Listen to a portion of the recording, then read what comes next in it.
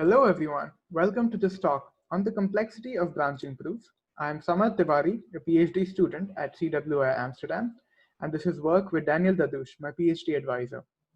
Today, I will start by introducing and motivating the problem of certifying the integer infeasibility of a polytope.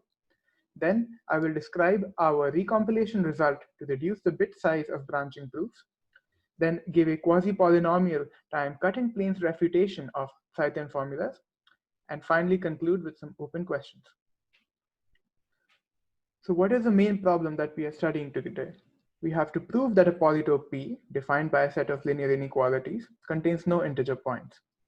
And by prove or by certify, I use these two terms interchangeably, I mean a sequence of logical deductions, which can each line can be verified in polynomial time. One of the applications of this certificates is to prove that a solution x star to an integer program is the optimum. So if we wish to minimize this objective function cx subject to linear constraints, and we have already found a solution x star, we can certify its optimality by showing this following polytope, which is the same as the starting polytope with the added constraint cx less than cx star, has no integer points. And the absence of integer points in this new region would immediately imply x star being the optimum. In practice, integer programming solvers such as Gurobi and Cplex do indeed solve these problems implicitly via branch and bound and cutting plane methods. Another application is the connection with integer programming and satisfiability, or more specifically, unsatisfiability. For every Boolean formula given in C and F form, we can associate to each clause a linear constraint in n-dimensional Euclidean space. And simultaneously satisfying all of these linear constraints by an integer point would imply that the Boolean formula is satisfiable. And equivalently, a certificate for the integer infeasibility of this polytope is a certificate for the unsatisfiability of your Boolean formula phi. These are the following proof systems that we will be studying today, and these ideas are referred to by different terms in different communities. In integer programming, what is called variable branching is actually when restricted to SAT polytopes equivalent to tree-like resolution. And both of these notions were introduced in 1960. Then we have Khwatal-Gomari cuts and cutting planes, which go all the way back to 1958. Then we have the notion of branching proofs introduced in 1970. And equivalent notions, tree-like resolution with cutting planes, introduced by Krajicek, and stabbing planes, introduced by Beam et al. In 2018. The proof systems that we are using are based on two fundamental ideas. One, that the inner product of two integer vectors is always an integer. And two, that it is easy to certify the LP infeasibility of a polytope. LP infeasibility, or linear programming infeasibility, simply means that this polytope is an empty set, that the real vector x can satisfy all the constraints simultaneously. A polytope is infeasible if and only if there exists a Farkas certificate, which is a non-negative vector such that lambda transpose A equals 0 and lambda transpose B is negative. Intuitively, this means that for a polytope to be an empty set, there must be a, so to speak, a trivial reason for it, meaning that you can arrive at a contradiction by a non-negative addition of various inequalities. Let us start with the first proof system, which is variable branching. The idea of variable branching is to divide the polytope P into two subproblems by considering a certain coordinate to be fixed to either 0 or 1. For example, if in the beginning we consider subcases xi equals 0 or xi equals 1, we can divide P, or specifically the integer points in P, into two sets. And then we can continue partitioning and so on. And variable branching is best viewed as a decision tree, the decision tree structure such that the leaf nodes have associated polytopes which are empty sets. So a valid variable branching proof is, in a sense, a decision tree which is constantly partitioning our polytope into subpolytopes such that the polytopes associated with the leaves are empty. For example, consider a variable branching proof of this two-dimensional polytope. First, we will branch with x1 being either 0 or 1. And this is what we get. The right-hand side polytope shall be immediately empty and a valid leaf node. Meanwhile, the left-hand side polytope gives you a subregion of dimension at least 1 less than what we started out with. And to prove this polytope integer infeasibility, we must branch on x2 being equal to 0 or 1. The next proof system is branching proof, which is in fact a generalization of variable branching. It relies on the idea that for a non-negative integer vector and a integer b, every integer point in the entire space must satisfy exactly one of these two inequalities. And we therefore are able to take an arbitrary polytope p and divide it into pl, the left-hand side polytope, which is p intersection all the points less than equal with ax less than equal to b, and the other side, which is a right-hand side polytope, pr. Just like in variable branching, we get that the branching proof has a decision tree structure where the polytopes associated at the leaves must be empty. The only distinction is that now the labels, so to speak, or the vectors a1 and b1 are allowed to be a lot more general.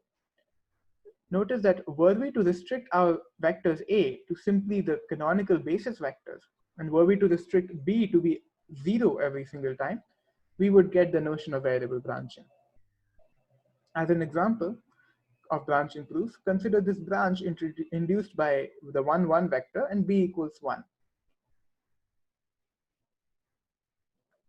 These are the two lines that split up our polytope into two regions, the left side PL and right side PR, and we are able to remove a significant geometric region in our space.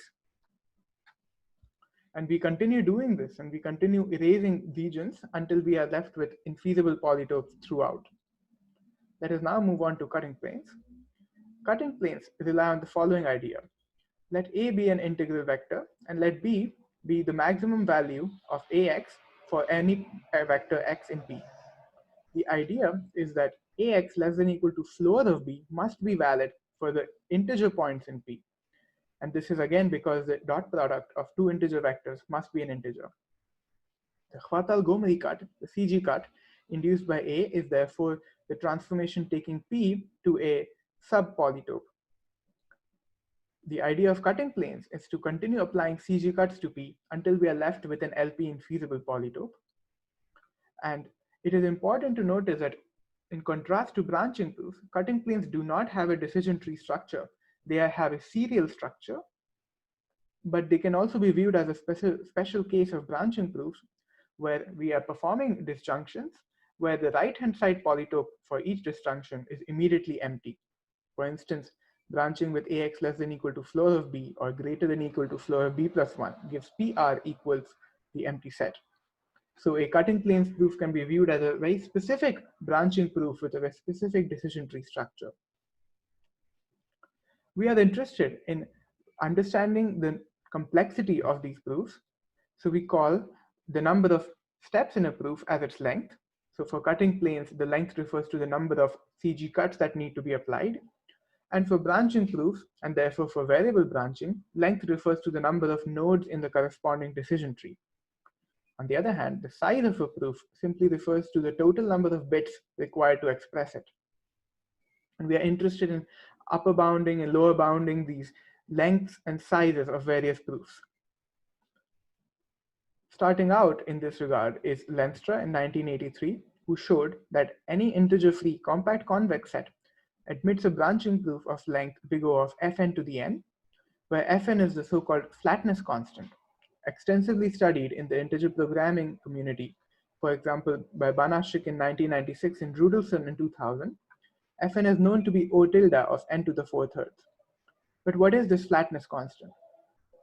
The idea behind flatness is that for any integer-free compact convex set, let's say our ellipse in this case, there must exist a flatness direction, such that the parallel integer hyperplanes, the black lines in our case, which are given by parallel integer hyperplanes, ax equals b for a an integer vector and b an integer vector, there exists a flatness direction such that our compact convex set intersects at most Fn of these parallel integer hyperplanes. So we can view this set as being flat in this direction.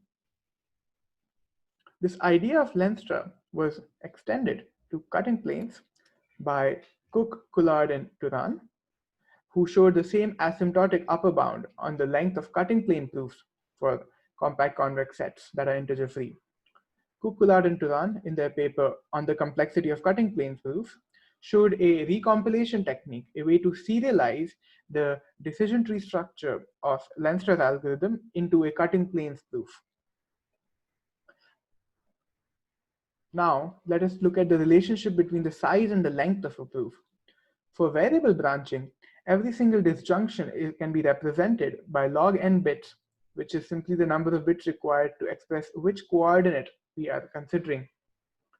For cutting planes, in the same paper, Cook, Coulard, and Turan showed that the bit size of a proof can be assumed to be polynomial in the length and the ambient dimension and the bit size of the starting polytope.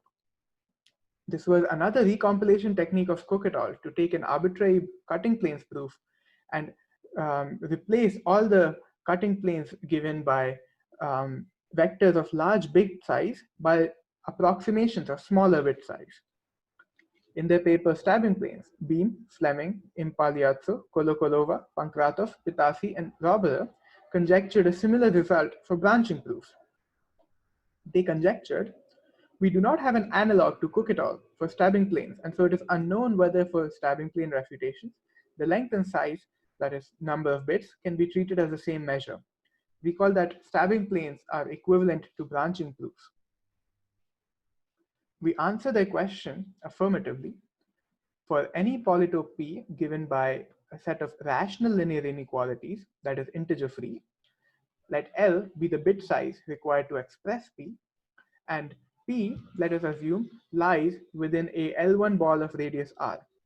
Notice this assumption simply for convenience. R is always upper bounded by 2 to the L.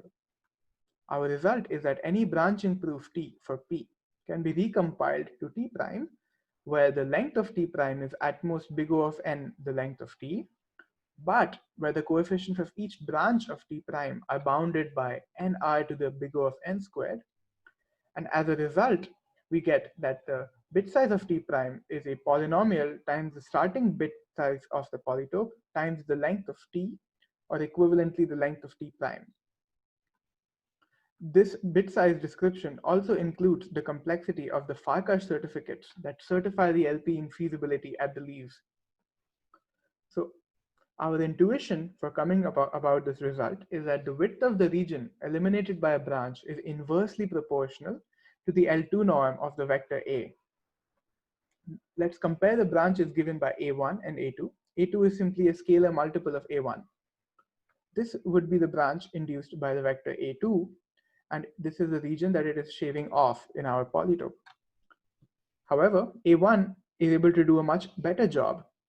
And the reason for that is that the width between these two regions is twice as much as the width between the lines given by A2. Thus, we intuitively expect that a branching proof, which is optimal in the length, will also just contain vectors of small bit description. We call that a vector with small bit description automatically has small L2 norm. So the main technique we use in this regard is the simultaneous Diophantine approximation theorem, a classical result in number theory which dates back to Dirichlet.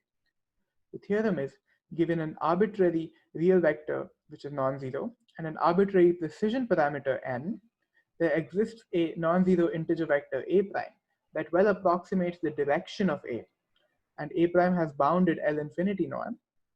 So by approximating the direction, I mean that there exists a scalar alpha with alpha a minus a prime being small in L infinity norm.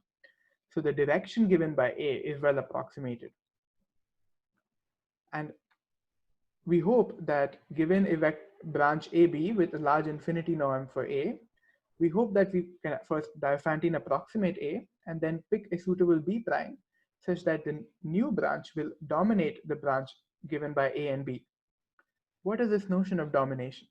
Domination refers specifically to regions which are within a certain ball of radius R. Suppose we are in this ball of radius R. This is the branch induced by AX and B, And it is a thin geometric region that it erases because the L infinity norm of A is quite large. And this is what we hope happens when we perform a Diophantine approximation. This is an ideal application of Diophantine approximation because although these pair of parallel lines will eventually intersect in Euclidean space somewhere, they do not do so within the ball of radius r. And in fact, every real vector which is eliminated by the pair of gray lines by the original branch is also eliminated by the approximation branch. And therefore, this approximating branch is strictly doing better than the original branch. This is the notion of domination.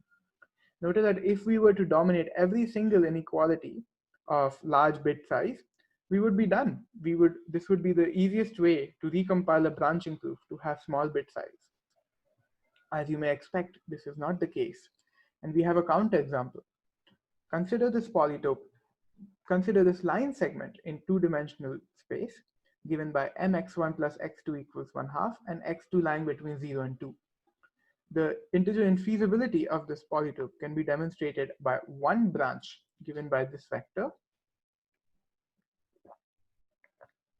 because there's the left-hand side subpolytope will be empty and the right-hand side subpolytope would also be empty.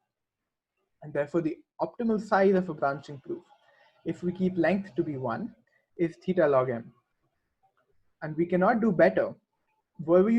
There's no branching proof of length 1 with a vector A of L2 norm less than m over 2 that can certify integer infeasibility in one step.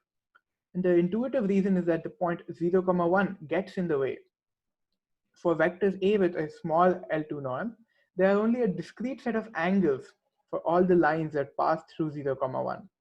And as a result, we cannot have a small enough angle with the y-axis. So what happens is that when A is small, the branches or the lines passing through 0, 1 must intersect this line segment somewhere. However, although we cannot do the naive Diophantine approximation, we do have a way out.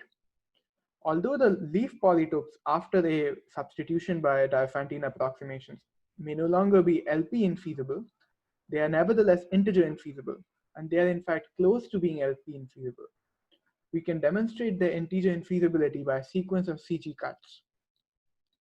To do so, we apply the technique of Frank and Tardos, who were motivated to reduce the numerical complexity of certain combinatorial optimization algorithms, and they developed an inequality pre-processing algorithm in 1987. Given an inequality ax less than equal to b with rational numbers and a precision parameter n, the algorithm outputs a replacement inequality of bounded bit description such that all the integer points of bounded L1 norm all lie on the same side of both of these hyperplanes, on the hyperplanes ax equals b or a prime x equals b prime. To be specific, the sign of ax minus b will always match the sign of a prime x minus b prime. We cannot apply that technique straight up for our purposes because this pre-processing algorithm only matches the signs for integer vectors, and we wish to do so also for the fractional vectors. However, we apply the idea to our setting, and given a branch with large coefficients, we construct a sequence of Diophantine approximations, and these can be viewed as higher order, A1 can be viewed as the highest order Diophantine approximation of A, and then A2 can be viewed as the approximation of A minus some scalar of A1. And these are increasingly precise Diophantine approximations of AX less than equal to B. We also construct the integers B1 up to BK in a more careful fashion so that they more suit our purposes of dominating the inequalities. And the first step is to replace branches given by long integer branches with their A prime, B prime approximations, where A prime is given as a geometrically weighted sum of the Diophantine approximations AI, and same for B prime. Our choice of M here is that it is a large positive integer, such that A prime and B prime, so to speak, encode all the relevant information of all of the AIs Yet m is small enough that it can be expressed in big O of n times log 2nr bits. So to sum up our technique, we perform the disjunction with the Diophantine approximations inspired by Frank and Tardos's construction. And then we look at the leaf polytopes, which are now no longer LP infeasible. And we apply a sequence of CG cuts. So what we do is we apply pairs of CG cuts, which result in an equality uh, of the form Aij x equals Bij to the leaf polytopes, and thus we can reduce the dimension of the leaf polytope by at least one. And we keep applying these pairs of CG cuts and keep reducing the dimension till left with an infeasible polytope. It is crucial that the vectors Aij we use are actually Diophantine approximations so that the newly added CG cuts or branches also have bounded bit size. And therefore, we result in a branching proof T prime with at most big O of n length of T nodes, and each labeled by short inequalities. That concludes our discussion on the recompilation result. Let us now move on to Tseitin formulas. So Tseitin formulas were introduced by Grigory Tseitin in 1970 while studying the proof system's resolution and tree-like resolution. We call that tree-like resolution is actually equivalent to variable branching. And Tseitin wanted to come up with certain bounds on the expressive power of these proof systems. He came up with Tseitin formulas and showed that you do require exponentially many lines in a tree-like resolution proof to demonstrate the unsatisfiability of Tseitin formulas. But what are these formulas? For an arbitrary graph G, let us pick a subset with an odd number of vertices, W, and let us assign the label 1 to every vertex in this subset. Let us assign the label 0 to every vertex not in it. The Tseitin formula, tau G of W, is a CNF representation of the following problem of finding a subgraph of G. And any subgraph of G can be expressed by a vector X, which simply tells you which edge take and which one to not. And the constraint is to find a subgraph of G where the degrees of every vertex in the subgraph have the same parity as the labels. Now we know that for any graph, the sum of the degrees of every vertex must add up to an even number. And therefore, if we were to add up all of these constraints, the left-hand side would be 0 mod 2. However, since we have picked W to contain an odd number of vertices, the right-hand side will add up to 1. And that is why Tseitin formulas are unsatisfiable. Although their unsatisfiability is easy to show by a parity argument, they are difficult to refute using our favorite proof systems. So Tseitin showed an exponential lower bound on the length of variable branching refutations. And Cook, Coulard, and Turan, while studying cutting planes, conjectured that Tseitin formulas would be an important benchmark and a possible candidate for showing the hardness of cutting planes refutations. Beam et al. In their paper Stabbing Planes gave a quasi-polynomial branching proof refutation of Tseitin formulas. And based on the conjecture of Cook, Coulard, and Turan, they expected that Tseitin formulas provide a separation between branching proofs and cutting planes.